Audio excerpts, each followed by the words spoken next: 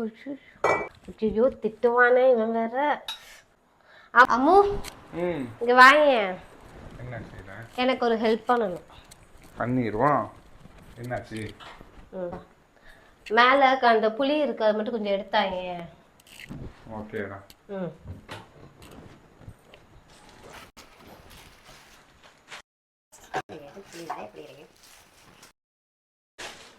அம்மா எடுத்துட்டியா?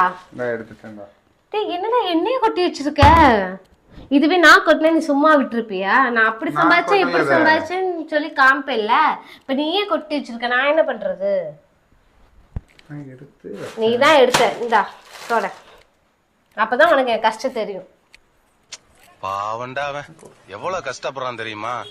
எல்லா வேலையும் அவன் தாண்டா செய்ய வேண்டியிருக்கு. என்ன தாண்டா சொல்றேன்.